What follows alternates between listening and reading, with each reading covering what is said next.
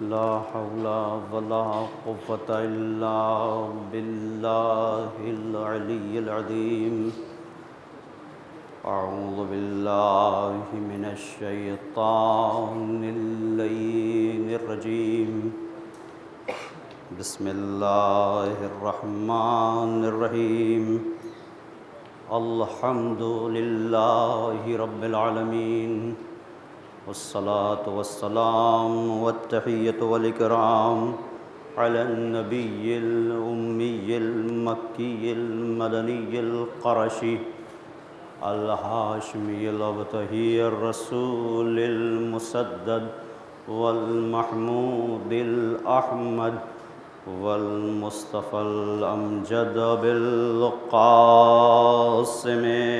محمد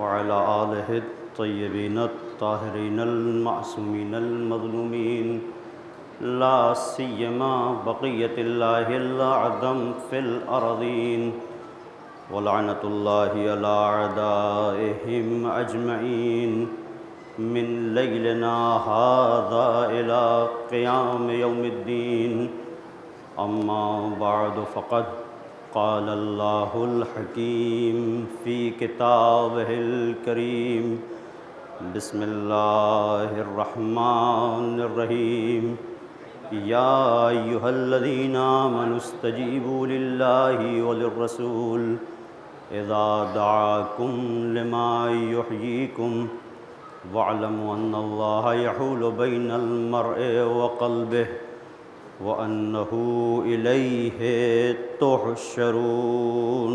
السلام علیکم.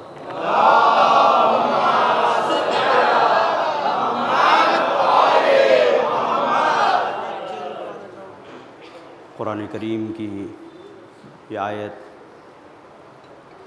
حقیقت حیات کو بیان کر رہی ہے. زندگی کا تصور ہو سکتا ہے تمہارے ذہن میں یہ ہو کہ دنیا کے وسائل کو اکٹھا کر لینا، اپنے چین و سکون اور آرام کے اسباب کو مہیا کر لینا، یہ زندگی کے گزارنے کے لیے، زندگی کو اچھے انداز سے آگے بڑھانے کے لیے ضروری ہے. یہ تمہارا تصور ہو سکتا ہے، لیکن جس نے زندگی عطا کی ہے وہ کچھ اور کہہ رہا ہے. زندگی یہ نہیں کہ تم کیسے جینا چاہتے ہو، زندگی یہ ہے کہ جس نے زندگی دی ہے وہ کیسے تمہیں زندگی گزارنے کے لیے آگے بڑھانا چاہتا ہے. یہ نہیں کہ تمہیں کیسے جینا ہے، نہیں، جو خالق حیات ہے وہ کیسے تمہیں جلا رہا ہے اور وہ کیسے بتا رہا ہے کہ تمہیں زندگی گزارنی ہے. اور یہ آیت واضح کر رہی ہے، اے صاحبان ایمان، اللہ اور اس کے رسول کی دعوت پر لبیک کہو. لما یحییکم، اس لیے کہ یہ جب بھی تمہیں پکارتے ہیں تو ان کی دعوت میں تمہارے لیے حیات ہے. کبھی بھی یہ اگر تمہیں کہیں پکاریں تو اس میں تمہارے لیے حیات ہے. یہ میدان جنگ میں تمہیں پکاریں وہاں زندگی، یہ میدان غدیر میں تمہیں پکاریں وہاں زندگی. فرق یہ ہے، میدان جنگ میں تلواریں چلتی ہیں، میدان غدیر وہ ہے جو نفس کا میدان جنگ ہے. محسوس کیجئے گا، ہو سکتا ہے تلواروں کے زخم کو سہ سکو، لیکن بڑی سخت منزل ہے کہ ایک انسان میدان نفس میں اپنی انا پر ضرب پڑے اور خاموش رہ جائے. محسوس کیجئے گا، یہ بڑی عجیب منزل ہے.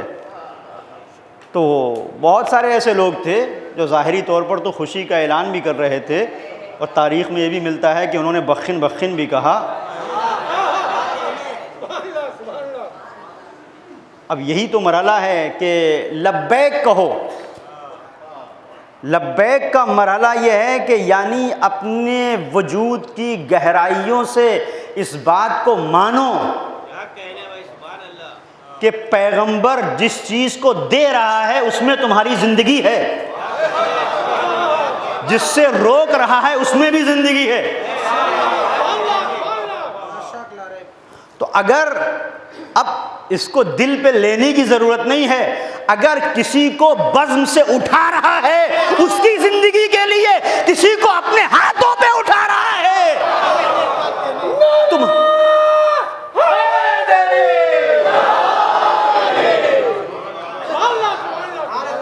تو وہ جو حقیقی حیات ہے اسے پیغمبر بیان کر رہے ہیں، خدا کی جانب سے ہے۔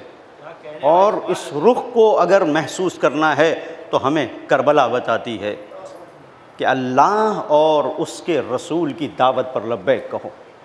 اور کیسے کہا سید الشہداء نے، محبت حسین سے لبیک یا حسین تک ایک سفر عشق ہے جسے ان چند دنوں میں ہمیں مکمل کرنا ہے، آپ کی ہمراہی کے ساتھ امام زمانہ عجل اللہ تعالی فرجہ الشریف کے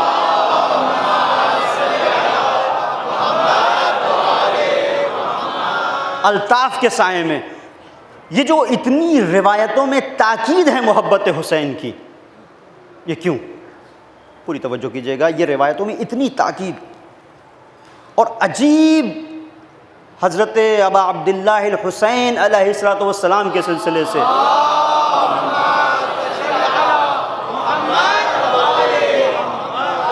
جو انداز ہے وہ کہیں نہیں کہ اگر ایک مکھی کے پر کے برابر بھی آنسو نکل جائے، روایت ہے، تو نجات کے لیے کافی ہے۔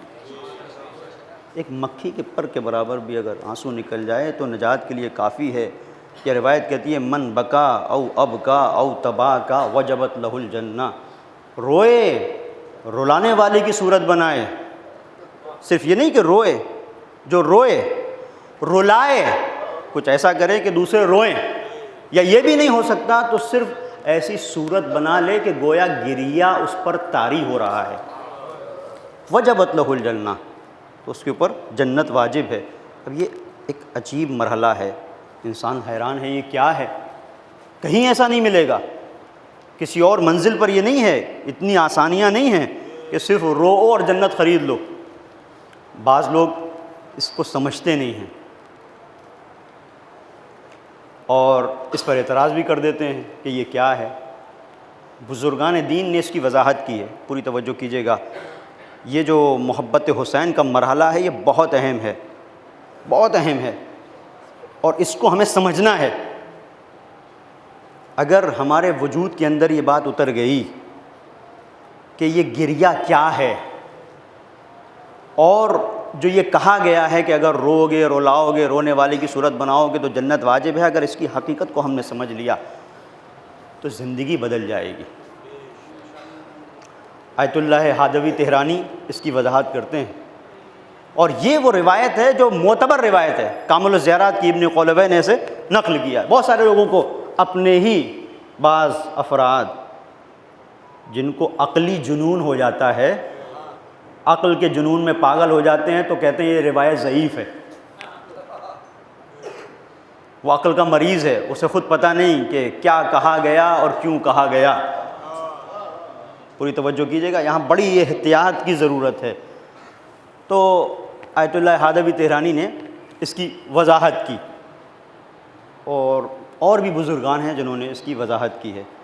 اس میں 2-3 مرحلے ہیں، توجہ کیجیے گا۔ ایک من بکا او ابکا او تبا کا، 3 مرحلے، 3 اسٹیپ ہیں جو روئے، ایک منزل، یا کوئی ایسا کام کرے جس سے لوگوں کو رونا آئے۔ اب یہ بہت بڑی دنیا ہے کہ جہاں پر رونا نہیں ہے، دوسرے کو رلانا ہے۔ ہو سکتا ہے آپ ایک سبیل لگا لیں، اس کو دیکھ کر کوئی روئے، ہو سکتا ہے صرف ایک انسان اپنے ایک پرچم لگا لے، کوئی علم سجا لے، یہ سب مصادیق ہیں، ہو سکتا ہے کوئی ایک مجلس کا انعقاد کرے، کوئی صرف ایک مرثیہ پڑھ دے، کوئی ایک نوحہ پڑھ دے، بلکہ اور روایتیں ہیں کہ اگر کوئی ایسا مرثیہ پڑھا، کوئی ایسا نوحہ پڑھا کہ جس سے 10 لوگ گریہ کرنے پر آمادہ ہوئے، اس کے لیے بھی جنت ہے۔ اب یہاں پر ایک مرحلہ ہے کہ یہ تو ریاکاری ہو گئی، یہ کہا جاتا ہے کہ یہ تو ریاکاری ہو گئی، اور ریاکاری یعنی آپ پوری توجہ کیجیے گا، جو حضرت سید الشہداء کی منزل ہے اس کو کسی اور چیز سے دین کی نہ تقابل کیا جا سکتا ہے نہ قیاس کیا جا سکتا ہے، یہ معاملہ الگ ہے، سب سے الگ ہے۔ نماز دکھانے کے لیے پڑھو گے باطل،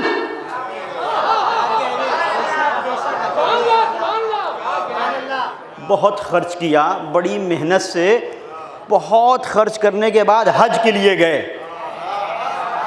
طواف کر رہے ہیں لوگوں کو دکھانے کے لیے، اس طواف کو منہ پہ مار دے گا پروردگار۔ کوئی بھی مرحلہ عبادت کا حج کی بات نہیں ہے، تم جہاد کر رہے ہو، زخم کھا رہے ہو، دکھانے کے لیے قبول نہیں ہے۔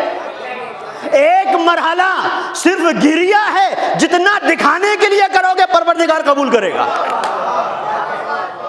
غور کیجئے گا۔ اور یہاں پر ریا نہیں ہے، اب اس پر وضاحت کی ہے علماء نے، کاش یہ مسئلہ حل ہو جائے، چونکہ جوانوں کے درمیان میں بعض جگہوں پر یہ شبہ ہے، یہ کیا ہے، یہ تو ریاکاری ہے۔ کہ ریاکاری وہاں ہوتی ہے جہاں پروردگار نے شریعت کے اندر ایک دائرے میں کہا کہ تمہیں یہاں پر دکھاوا نہیں کرنا ہے، لیکن جب خود شریعت یہ کہہ رہی ہے کہ یہاں پہ دکھاوا کرنا ہے، محسوس کیجئے گا، یہاں دکھاوا کرنا ہے، تو اب یہ ریاکاری نہیں ہے اور یہ دکھاوا نہیں ہے، یہ در حقیقت تباکی کی منزل یہ ہے کہ اپنے آپ کو ایسا بنانا کہ جس سے گریہ طاری ہو۔ اس میں اور ریاکاری میں بہت فرق ہے، پوری توجہ کیجئے گا۔ تو من ابکا او تباکا، من بکا او ابکا او تباکا وجبت لہ الجنہ، اس پر جنت واجب ہے۔ اب یہ کہ جو جنت واجب ہے، یہ اتنا بڑا انعام پروردگار صرف رونے پہ کیوں دے رہا ہے، یہ ایک دوسرا مسئلہ ہے، بہت توجہ کیجئے گا، یہ حساس مرحلہ ہے۔ ایک بڑی شخصیت ہیں جن کو آپ سب واقف ہیں، جو صاحبان فکر و مطالعہ ہیں، سید بحر العلوم۔ سید بحر العلوم سے کسی نے اسی سلسلے سے سوال کیا، بہت خوبصورت انداز میں انہوں نے اس کا جواب دیا ہے۔ کہا یہ جو جزا مل رہی ہے کہ تمہیں جنت مل رہی ہے رونے کی بنیاد کے اوپر، یہ جنت مل تو تمہیں رہی ہے، لیکن در حقیقت یہ کسی اور کے کام پر جزا ہے، کسی اور کو، کاش بات واضح ہو جائے، یہ در حقیقت جزا ہے کسی اور کو، ٹھیک ہے تمہیں مل رہی ہے چونکہ تم امت پیغمبر میں ہو، تم نے گریہ کیا، یہ جزا یہ ہے کہ چونکہ سید الشہداء نے ایسا کام کیا کہ اس کام کا بدل کچھ ہو نہیں سکتا، جو بھی دے دے، توجہ کیجئے گا، جو بھی دے دے، کاش میری بات واضح ہو۔ سید بحر العلوم نے اس کی پھر وضاحت کی، کہا کہ ایک بادشاہ تھا جو شکار کے لیے نکلا، اس کے ساتھیوں سے وہ ایک منزل پر جا کر جنگل میں دور ہو گیا، اکیلا پڑ گیا، اب بھوک اور پیاس سے نڈھال ہو گیا، عنقریب اس کی جان چلی جاتی کہ اس نے دیکھا کہ خیمہ ہے، وہاں پہنچا۔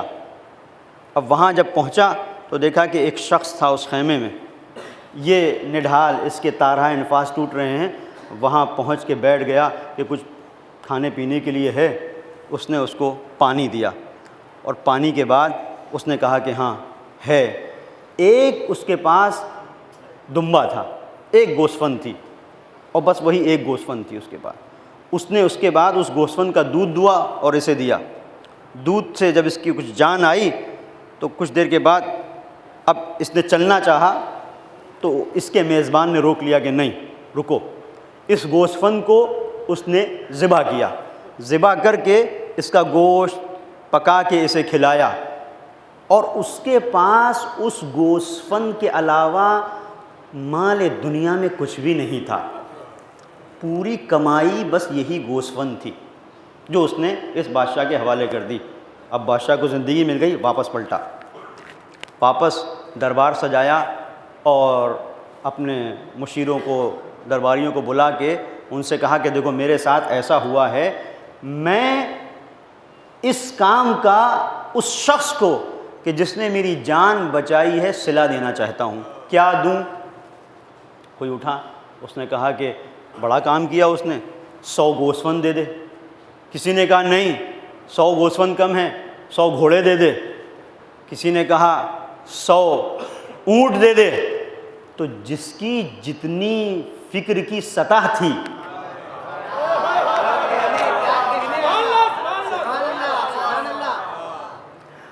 اب استبل میں جو پیدا ہوا ہے اس کی فکر استبل کی حد تک ہی ہوگی، اور جو گوسفندوں کے جھنڈ میں پرورش پایا ہے وہ گوسفندوں کے آگے نہیں جا سکتا۔ لیکن یہ تھا بادشاہ، کسی نے آگے بڑھ کے کہا اس کو زمین سے بہت محبت تھی، کہا ایک ٹکڑا کوئی زمین کا دے دے۔ کہا جو بھی دے دوں اس کا بدلہ نہیں ہو سکتا۔ کیوں؟ اس لیے کہ میں بادشاہ ہوں، اگر اپنی ساری سلطنت بھی اس کے حوالے کر دوں تب بھی اس کا بدلہ نہیں ہو سکتا، اس لیے کہ جب اس نے مجھے دیا تو جو کچھ اس کے پاس تھا سب کچھ دے دیا، اور جب دیا تو یہ رعیت کے حساب سے دے رہا تھا، یہ بادشاہت کے حساب سے نہیں دے رہا تھا۔ اس کے پاس جو کچھ تھا اس نے دے دیا، تو اب ہے کیا؟ یعنی اگر میں اپنی پوری بادشاہت بھی اس کے حوالے کر دوں تب بھی اس کا بدلہ نہیں ہو سکتا ہے۔ کیوں؟ اس لیے کہ پھر یہ میری رعیت کا حصہ ہے، یہ میری بادشاہت، میری سلطنت کے حدود میں آنے والا ایک عام انسان ہے۔ جس نے مجھے زندگی دی تو یہ بادشاہت ہے، تو جہاں جہاں تک میرے حدود سلطنت ہیں میرا حکم چلتا ہے، آج کے بعد اس لیے چلے گا کہ اس نے مجھے بچا لیا۔ بازیدو سید بحر العلوم نے کہا بھئی یہی مرحلہ سید الشہداء کا ہے۔ کربلا میں جب سید الشہداء پہنچے تو بتاؤ کہ کچھ سید الشہداء نے اپنے لیے بچایا یا سب قربان کر دیا؟ کہ جو کچھ تھا وہ قربان کر دیا۔ تو اب جو کچھ تھا وہ قربان کر دیا تو دنیا کا بادشاہ یہ جانتا ہے اگر اس کو بچا لیا تو اگر وہ بادشاہت بھی دے دے تو کم ہے، وہ بادشاہ نہیں، نہ جانے کتنی سلطنتوں کا خالق ہے، جسے خدا کہتے ہیں۔ حسین نے جو کچھ دیا بندہ ہونے کی حیثیت سے دیا، وہ خدا ہے۔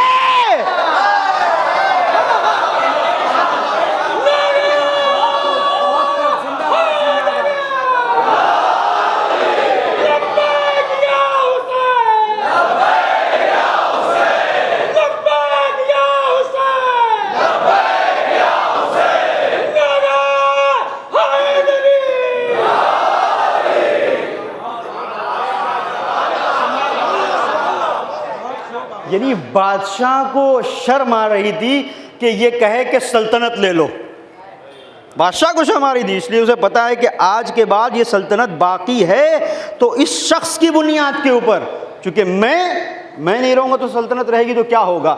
بھئی یہی مرحلہ تھا۔ دین پیغمبر کربلا سے پہلے باقی تھا، جس حال میں بھی باقی تھا، لیکن کربلا کے بعد باقی ہے حسین کی وجہ سے۔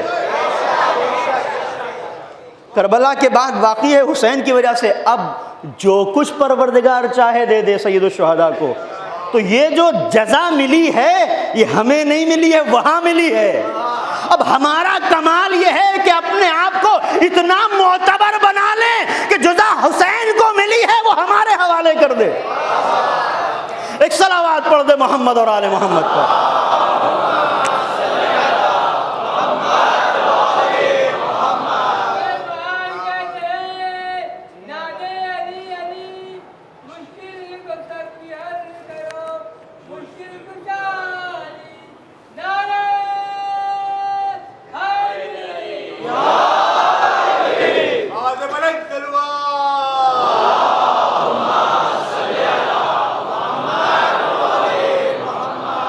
یہ تو ایک مرحلہ ہوا، یہ ایک مرحلہ۔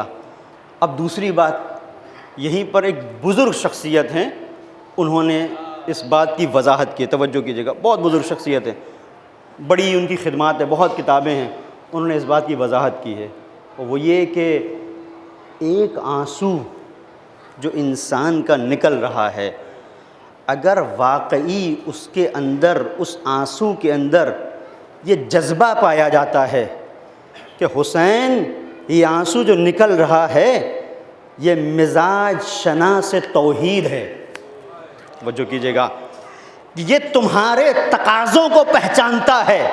اس کا مطلب یہ ہے کہ اگر ایک آنسو نکل رہا ہے، یہ سوچ کے نکل رہا ہے کہ حسین تمہاری راہ پر ہم چلیں گے اس لیے کہ ہمارے کے اندر تمہارا غم ہے، ہمارے دل میں تمہاری محبت ہے، تو محبت کا تقاضا یہ ہے کہ ہم وہاں دیکھیں جہاں تم دیکھتے ہو، وہاں ہماری نظر نہ جائے جہاں تمہاری نظر نہیں ہے، ہم اسے سلام کریں گے جسے تم سلام کرتے ہو، اسے سلام نہیں کریں گے جس سے تم نے منہ موڑ لیا۔ اس کا مطلب یہ ہے کہ انسان نے اپنے آپ کو اس مقام پہ پہنچا دیا کہ اس کا وجود حسینی بن گیا۔ اب جس کا وجود حسینی بن گیا اس کے لیے جنت بہت چھوٹی سی چیز ہے۔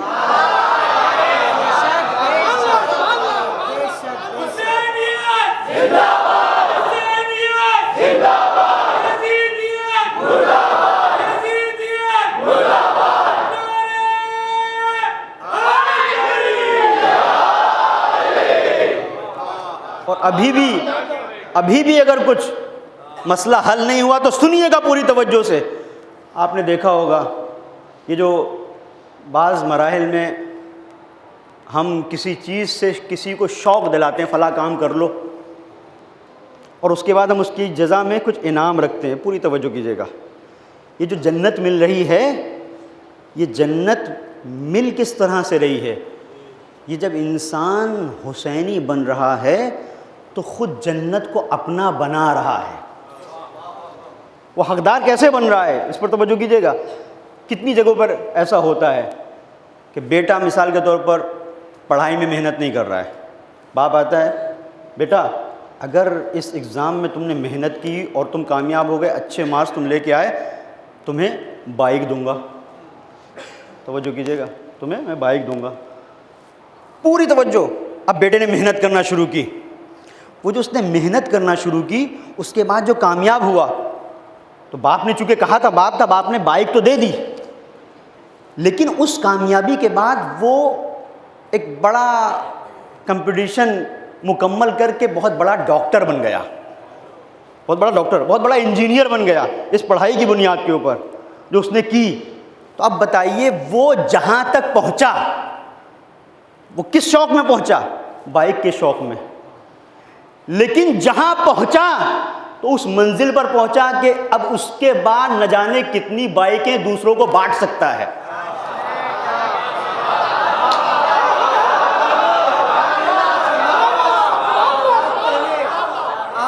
اب یہ بائک کیا ہے اس کے لیے؟ لیکن چونکہ باپ دے رہا ہے لہذا بڑے خلوص کے ساتھ اسے لے گا اور رکھے گا، محفوظ بھی رکھے گا۔ اچھا بچہ ہے وہ محفوظ بھی رکھے گا کہ باپ نے دی ہے، اور اسے ہو سکتا ہے بڑی بڑی گاڑیوں میں بھی سفر کرنا نصیب ہو، لیکن بائک کو ادھر سے ادھر نہیں کرے گا، اس لیے کہ اس بائک نے اسے کہاں سے کہاں پہنچایا ہے۔ پوری توجہ کیجیے گا۔ ایک چھوٹا سا بچہ آپ نے دیکھا ہے، اس کو آپ دودھ پلاتے ہیں، کتنے ایسے بچے ہوتے ہیں جن کو آپ پاؤڈر کا دودھ اگر پلائیں، ان کو آپ خاص طور پر فیڈر کے ذریعے سے آپ دودھ پلاتے ہیں تو وہ نہیں پینا چاہتے، نہیں پینا ہے، بہانے کرتے ہیں، تو اس میں ماں کیا کرتی ہے؟ چاکلیٹ کا فلیور ڈال دیا، فلیور چاکلیٹ کا ڈال دیا، اب پیو، یہ اسٹرابری ہے، اب وہ بچہ پیتا ہے، اسٹرابری کی بنیاد کے اوپر وہ پی رہا ہے، ہاں، چاکلیٹ کی بنیاد کے اوپر، یہ مثال کے طور پر مینگو کا فلیور ہے، اب اسے اچھا لگتا ہے جسے، تو وہ جو دودھ پی رہا ہے چاہے کسی وجہ سے پی رہا ہو، انصاف سے بتائیے جب یہ دودھ اس کی باڈی کا حصہ بن رہا ہے تو اس کے گوشت پوست کے بننے میں اس دودھ کی تاثیر ہے کہ نہیں ہے؟ عزیزو یہی مرحلہ ہے سید الشہداء پر گریہ کرنے کا۔ تم کسی بھی عنوان سے آؤ، جب تم گریہ کرو گے تو حسینیت تمہارے وجود کا حصہ بنے گی، جب حصہ بنے گی تو بہشت تمہارا انتظار کر رہی ہوگی۔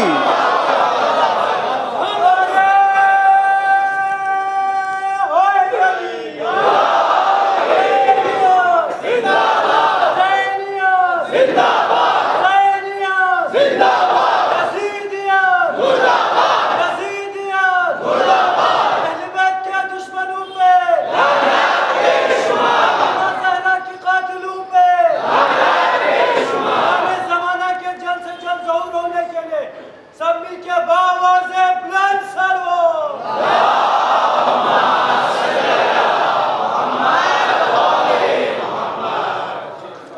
तुम आ तो जाओ इस दरसगाह में, देखो हुसैन तुम्हें कैसे होर बनाते हैं।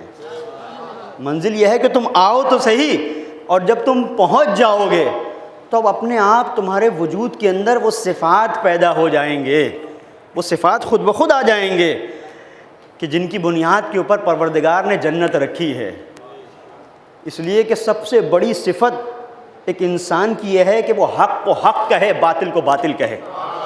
पूरी तवज्जो कीजिएगा। ये नमाज, ये रोज़ा, ये ज़कात, ये सारी चीज़ें ये क्या हैं? अब नमाज के सिलसिले से देखें, इन्नस्सलात तन्हा अनिल फ़हशाइ वल मुनकर, ये नमाज मुनकरात से रोकती है। कितने ऐसे लोग हैं जो नमाज़ पढ़ते हैं बुराइयां भी अंजाम देते हैं। लेकिन नमाज की हिकमत क्या है? जब इंसान हकीकत में नमाज पढ़ता है तो अब वो बुराइयों से अपने आप को अलहदा कर लेता है। ये नमाज का फ़ायदा है, ये नमाज का फ़ायदा है। बहुत सारी ऐसी जगह होती हैं जहाँ पर डॉक्टर ने आपको एक दवा दी, वो टैबलेट आपके एक मरज़ को दूर करने के लिए है, लेकिन वो मरज़ दूर नहीं होता। क्यों? इसलिए कि कुछ रिक्वायरमेंट ज़रूरी हैं, कुछ चीज़ों से परहेज़ ज़रूरी है। पूरी तवज्जो कीजिएगा।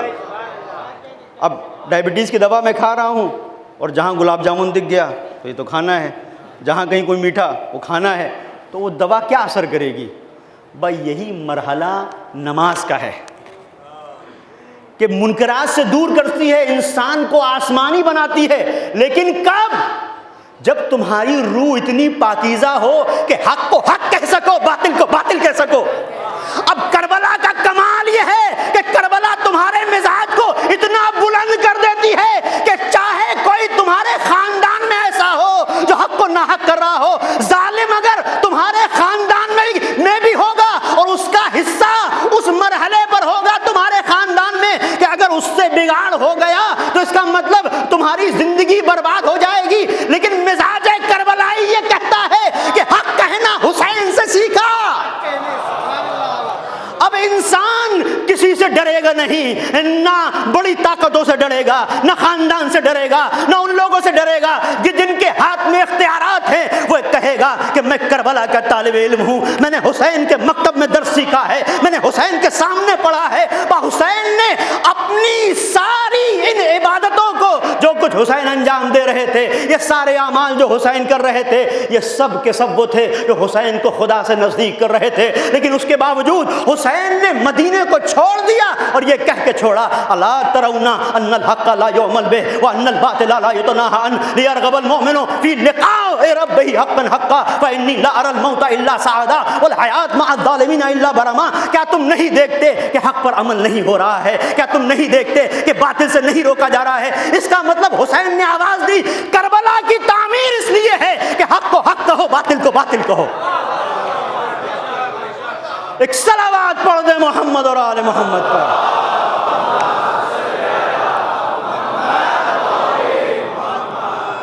ये मिजाज,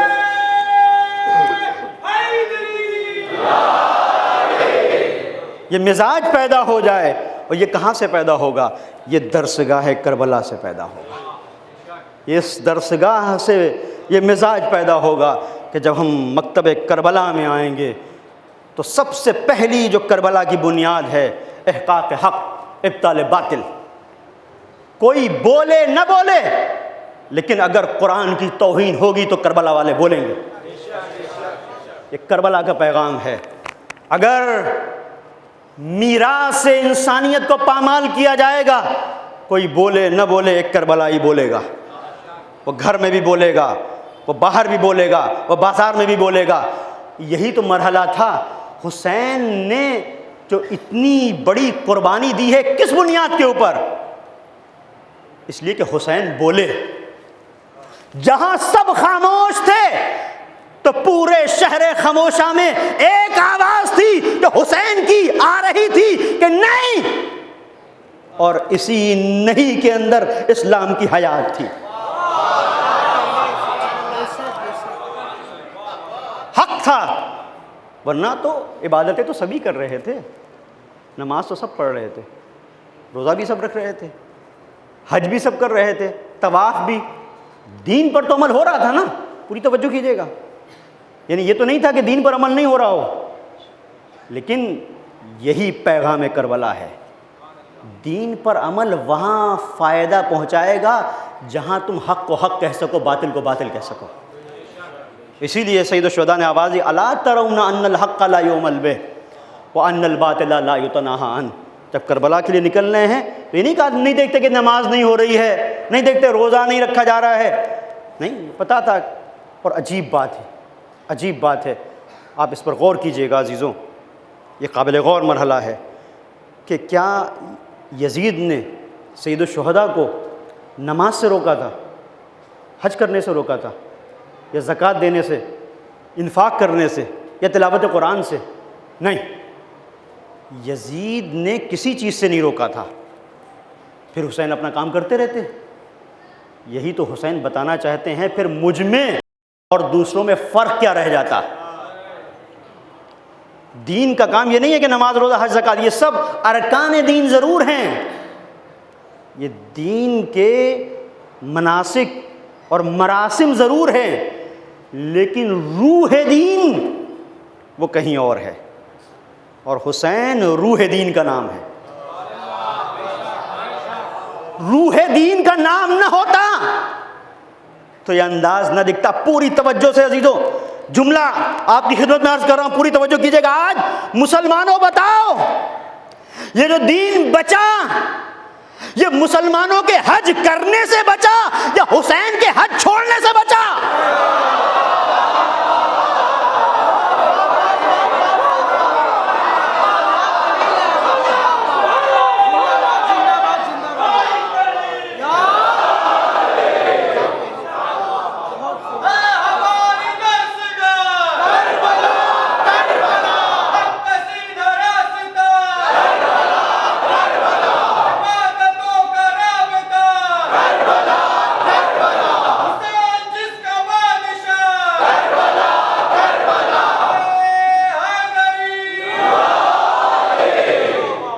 حسین کا عمل یہ بتا رہا ہے حقیقت عبودیت کو پہچانو۔ بندگی یہ نہیں ہے کہ نماز روزہ حج اور زکوٰۃ سے چپکے رہو، بندگی یہ ہے کہ ایک وقت میں پہچانو کہ خدا چاہتا کیا ہے۔ ہو سکتا ہے کہ خدا تم سے مطالبہ کچھ اور کر رہا ہو اور تم کسی اور طرف جا رہے ہو۔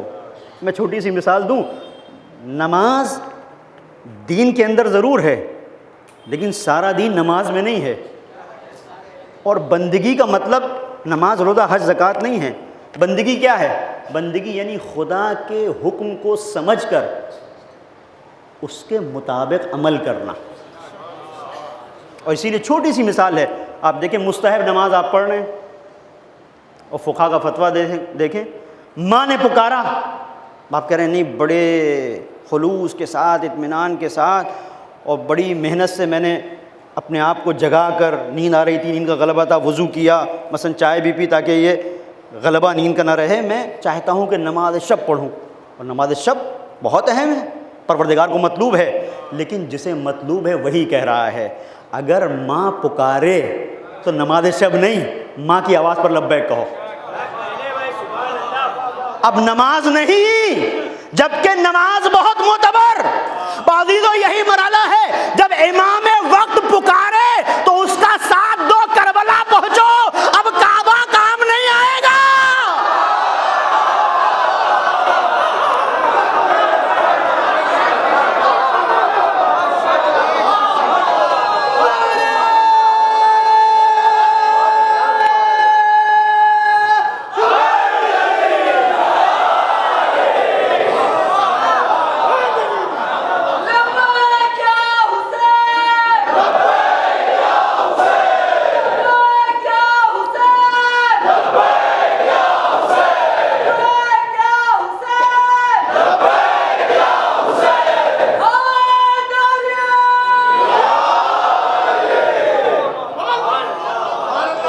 تو یہی فرق، اب یہاں سے فرق کو پہچانے مسلمان جو کہتے ہیں اتنے لوگ تھے، صحابی تھے، وہ قرآن پڑھ رہے تھے، وہ کعبہ کو چھوڑ کے کیسے جائیں، وہ قرآن کو چھوڑ کے کیسے جائیں؟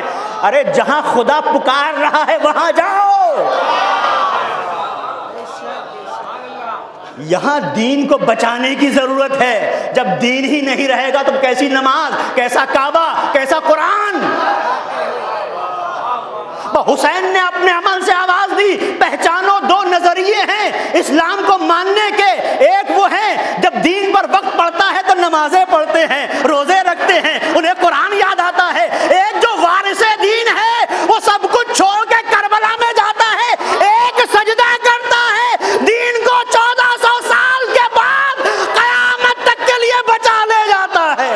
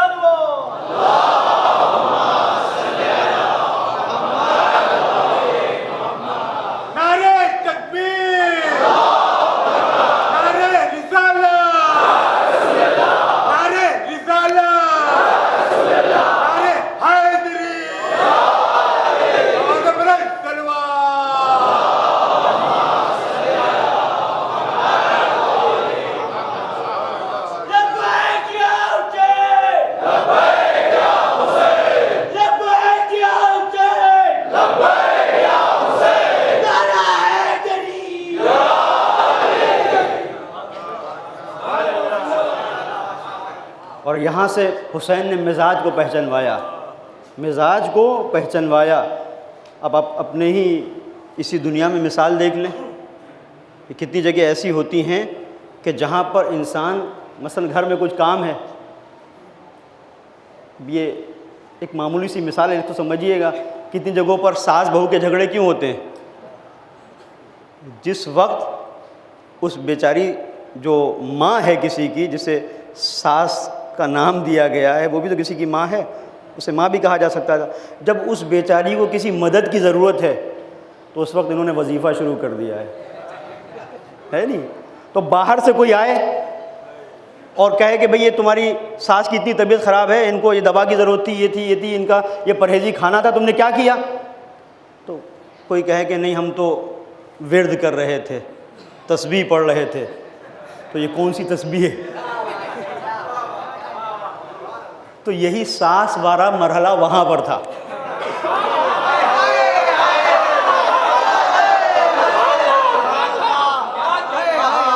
دین بیمار تھا، دین کو ضرورت تھی خون کی، دین کو ضرورت تھی لہو کی، لیکن کسی میں اتنی طاقت نہیں تھی کہ لہو دیتا.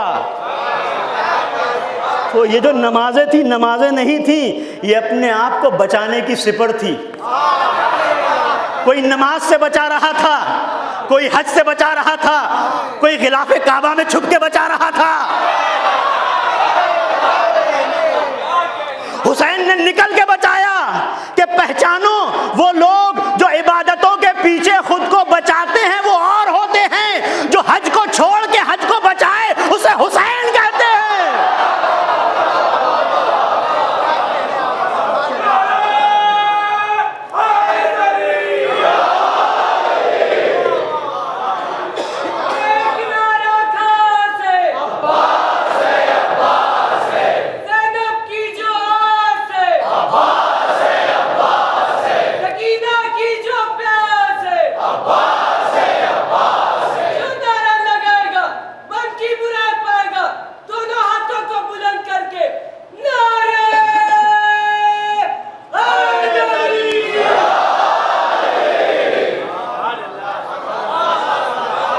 اور یہ وہ لوگ تھے جن کے لیے خوبصورت انداز میں سید الشہداء نے بتایا تھے کون، ان کو پہچانو، یہ کون لوگ ہیں. اور آج بھی کربلا کہتی ہے ان لوگوں کو پہچانو جو صرف کھوکھلے نعرے کے ساتھ میں لبیک یا رسول اللہ کہتے ہیں.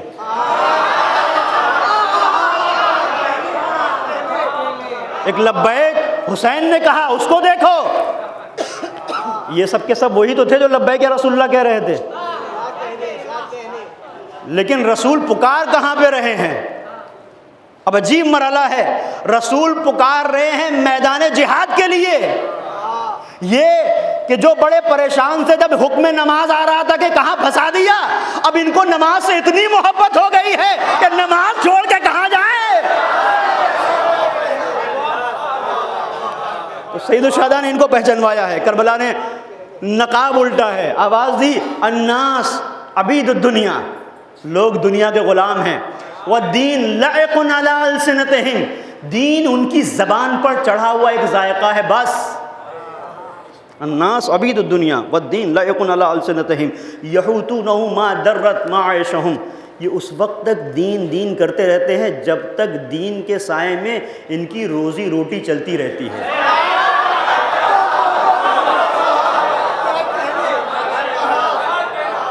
یہ بات میری نہیں ہے، حدیث کا ترجمہ کر رہا ہوں، سید الشہداء کی حدیث ہے، اور یہ بتا رہی ہے کہ صورتحال کیا تھی، پوری توجہ کیجیے گا۔ اور سید الشہداء بتا رہے ہیں کہ اس دور میں جب میں کربلا کے لیے نکلا تو پہچانو کتنے غلام تھے، کتنے آزاد تھے۔ الناس عبید الدنیا والدین لائق علی السنتہم یحوتونہ ما درت معاشہم واذا محسوا بالبلاء قل الدیانون، اور جب انہیں منزل امتحان میں لایا جاتا ہے تو دیندار لوگ کم ہو جاتے ہیں۔ یہ سب کے سب دیندار ہیں، یہ بنے ہوئے دیندار ہیں۔ یہ کب تک دیندار ہیں؟ جب تک ان کی زندگی چلتی رہے، زندگی پہ کوئی حرف نہیں آئے، بڑے دیندار ہیں۔ بزنس بھی چلتا رہے، کاروبار بھی چلتا رہے، جاب بھی چلتی رہے، بڑے دیندار ہیں۔ لیکن جہاں سے مشکل آئی اب وہاں سے چھٹ گئے۔ لیکن ان کے وجود کے اندر محبت ہوتی ہے، اور وہ محبت سے لبیک یا حسین کا سفر طے کرتے ہیں۔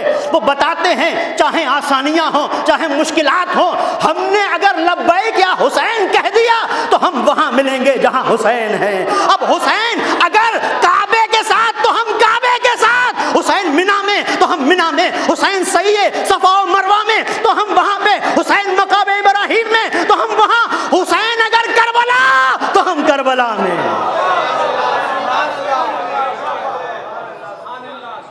اور یہ کربلا پہنچنا اس بات کی دلیل ہے کہ ہم دنیا کے غلام نہیں ہیں، یہ کربلا بتاتی ہے۔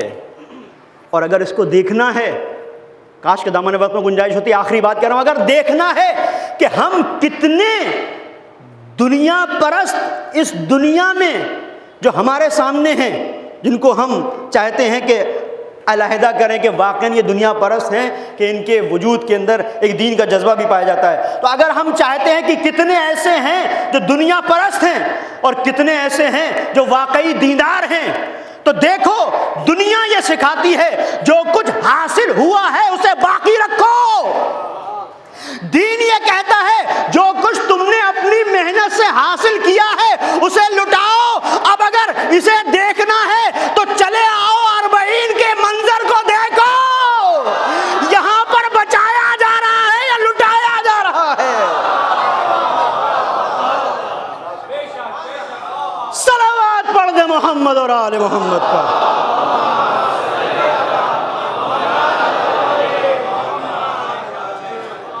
یہاں پہ دیکھو کہ کون دنیا کا کتنا غلام ہے، جہاں ہم سب کچھ چھوڑ دیتے ہیں اربعین آ رہا ہے۔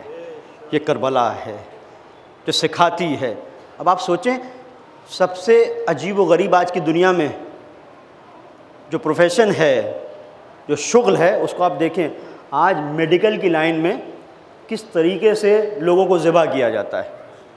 بیچارہ ایک کڈنی لے کے جاتا ہے، دوسری غائب ہو جاتی ہے، اور کسی بھی جگہ پر آپ سوچ نہیں سکتے کہ بغیر کوئی آپ سے فیس لیے ہوئے ایک منٹ کے لیے دیکھنے کے لیے تیار ہو جائے۔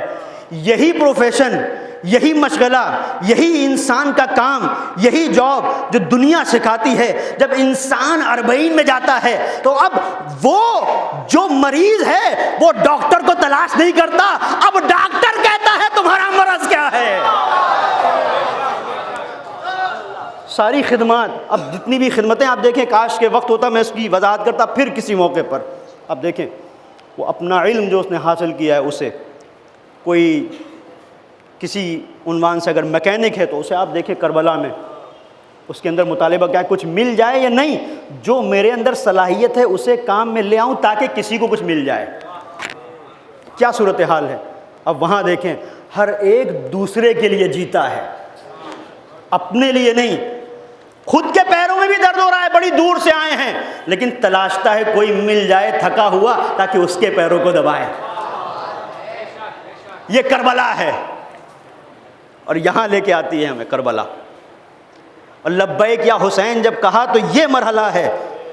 اور یہ لبیک حسین اگر وجود کی گہرائیوں میں اتر جائے تو انسان کہاں سے کہاں پہنچتا ہے. بڑی محنتوں کے سائے میں، بڑی مشقتوں کے سائے میں عزیزوں یہ عزاداری ہم تک پہنچی ہے. عجیب مرحلہ ہے. نہ جانے کتنے ایسے لوگ تھے متوکل کے دور میں، 2 لوگ اگر جا رہے ہیں پابندی لگا دی، ایک جائے گا ایک قتل ہوگا. اور کتنی ماؤں نے اپنے بچوں کو اپنے سامنے قربان کر دیا کہ کربلا جانا ہے. کیا ہے کربلا؟ ہم کیا جانیں کہ کربلا کیا ہے. ایک شخص ہے، حسین کی مجلس کرتا ہے، حسین کا ماتم کرتا ہے. جب بھی محرم آتا ہے فرش ازا بچھا دیتا ہے حسین کے لیے. ایک سخت ترین دور اس کے اوپر آیا کہ اس بار جب محرم نزدیک آ رہے ہیں تو اس کے پاس کچھ بھی نہیں ہے، کیا کرے. نوبت یہ آ گئی کہ گھر بیچنے کی نوبت ہے. ادھر سے چونکہ بڑا اہتمام کرتا تھا، بڑی دیگیں چڑھاتا تھا، بڑا کھانا بناتا تھا. ایک عام دعوت ہوتی تھی لوگوں کی، آؤ دسترخوان حسین لگا ہے، لوگ پہچانتے تھے اسے. اچانک اگر کہیں ایسا ہو جائے، کوئی ایک انسان اس منزل پر ہو اور ایک دم اس کے ساتھ کوئی مشکل ہو جائے اور زمین پر آ جائے تو بڑا سخت مرحلہ ہوتا ہے. سخت اس لیے ہو جاتا ہے کہ مشکلات کو تو برداشت کر لیتا ہے، لیکن جب لوگ کچھ باتیں کرتے ہیں، جب گھر میں زوجہ سے لوگ پوچھتے ہیں، جو خواتین آتی ہیں کہ اس بار کیا ارادہ ہے، کیسے کرنا ہے، تو جس کا ہاتھ خالی ہے وہ جانتا ہے. اس مرحلے پر جب محرم نزدیک آیا سر کو جھکا کے بیٹھ گیا کہ مولا میرے پاس کچھ بھی نہیں ہے، کیا کروں. گریہ کر رہا تھا، رو رہا تھا. بیوی آئی، کیا ہوا؟ اسی اثنا میں دیکھا کہ گھر کے باہر سے گریے کی آواز آ رہی ہے، رونے کی آواز آ رہی ہے. ایک مرتبہ متوجہ ہوا، گلی کوچوں میں لوگ کہہ رہے تھے ہائے حسین، محرم کا چاند نکل آیا تھا. زوجہ سے کہتا ہے کہ دیکھتی نہیں ہو محرم کا چاند نمودار ہو گیا اور ہمارے پاس صف اعلیٰ بچھانے کے لیے اسباب مہیا نہیں ہیں. بیوی نے کہا گھبراتے کیوں ہو؟ گھبراؤ نہیں، میرے پاس کچھ ہے. کیا ہے؟ کیا چھپا کے رکھا تو نے جو مجھے نہیں بتایا؟ اتنا پریشان ہوں، اب تک کیوں نہیں بتایا؟ ایک مرتبہ کہتی ہے کچھ ہے نہیں جو میں نے بچا کے رکھا ہو، بلکہ ایسا کچھ ہے جو 18 سال میں نے کمایا ہے. 18 سال میں نے کمایا ہے. کیا کہنا چاہتی ہے؟ کہ یہ جوان بیٹا موجود ہے اور تم سوچ رہے ہو کچھ بھی نہیں ہے. یہ کیسے تم نے سوچ لیا؟ حیران و پریشان، یہ بیٹا ہے تو کیا کروں؟ غلامی کا دور تھا، غلام خرید و فروخت ہوتے تھے. کہا کہ اس بیٹے کو غلام بنا کے بیچا، کچھ تو پیسہ مل جائے گا. سخت مرحلہ ہے نا دوستو، بہت سخت ہے. غلام بنا کے اسے بیچ دوں؟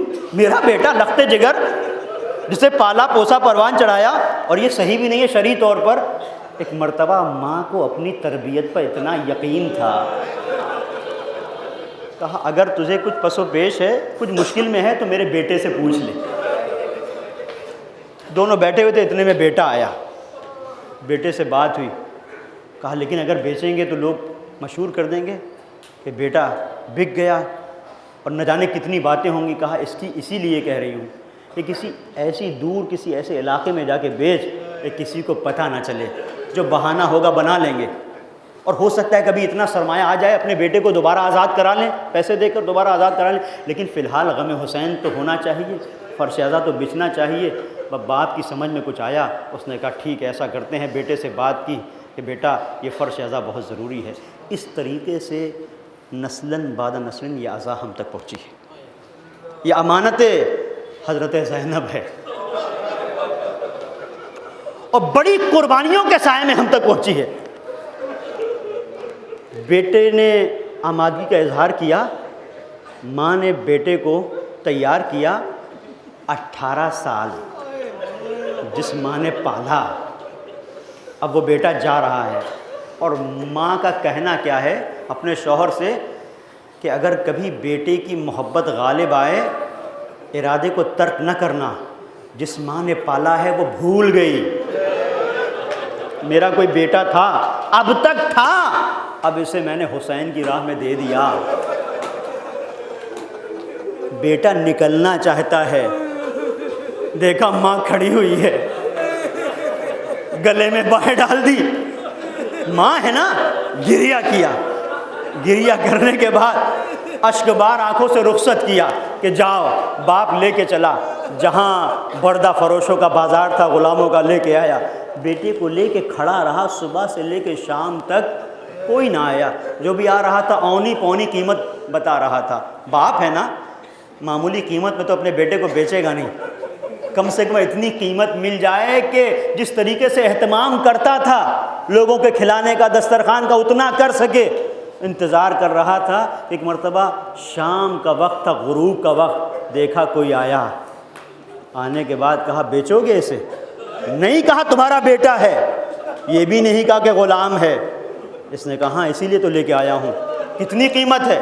اتنی قیمت، جتنی قیمت بتائی اتنی قیمت دے دی، اور کہا کہ بتاؤ اور تو ضرورت نہیں ہے؟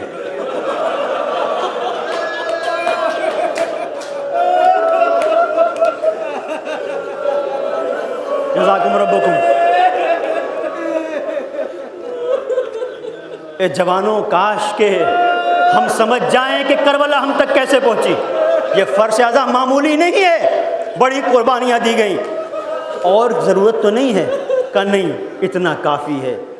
اب باپ تھا نا، بیٹے کو جدا کرنے سے پہلے کلیجے سے لگا لیا، بیٹا، مفہوم عرض کر رہا ہوں، بیٹا باپ کی آبرو اور عزت کا خیال رکھنا۔ جا رہے ہو نا، نیا مالک ہے تمہارا، اس نے تمہیں خرید لیا، مالک کو تو نہیں پتا، مجھے تو پتا ہے تم میرے بیٹے ہو، اب غلام بنا کے بیچ رہا ہوں۔ بیٹے نے بھی کہا کہ بابا مطمئن رہیے، حسین کا غم منانا ہے نا، تو ہر خواہش پر غالب ہے محبت حسین۔ اب محبت حسین کے بعد لبیک کیا حسین کی منزل ہے، چاہے اپنے آپ کو دوسرے کے حوالے کرنا پڑے، یہ لبیک کیا حسین کی منزل ہے۔ عزیزو، باپ سے رخصت تو ہو گیا، اب جب وہ شخص جو آیا تھا لینے کے لیے اس کے ساتھ چلا تو سسکیاں بن گئیں، ہچکیاں بن گئیں۔ اس شخص نے پلٹ کے پوچھا کہ کیوں اتنا رو رہے ہو، گریہ کیوں ہے؟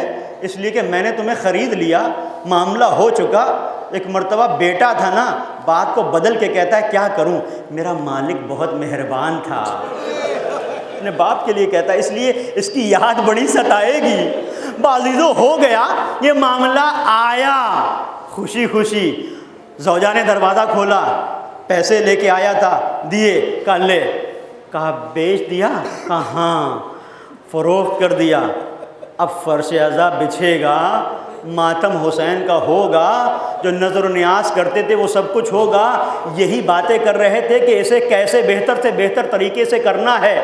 ایک مرتبہ دق الباب ہوا، اب جو دروازہ کھولا تو بیٹے کو پایا، جوان بیٹا کھڑا تھا، ماں تڑپ گئی، بیٹا یہ تو نے کیا کر دیا، تجھ سے اس خیانت کی امید نہیں تھی۔ کہا نہیں اماں، ایسا نہیں ہے، بھاگ کے نہیں آیا ہوں، کوئی ہے جو مجھے لے کے آیا۔ کون ہے جو لے کے آیا؟ ایک مرتبہ کہتا ہے اماں معاف کیجئے گا، وہ کوئی معمولی انسان نہیں تھا جس نے مجھے خریدا، وہ اکبر کا باپ تھا۔